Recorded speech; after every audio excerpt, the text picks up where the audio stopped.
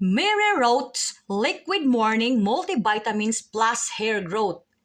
Because I have problem with my hair, honestly speaking, my hair is falling from 50 to 30 daily, guys. So I look in the TikTok what product is really good today. So I found this product that is really good. They say that 12,000 reviews, and this product, it will have a fully grown your hair, and you can see really the difference. So I will start my journey today so that in 90 days I will go back to you and you can see the difference this my hair.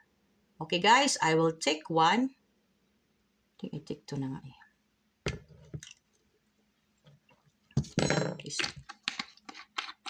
But they have 2 ml.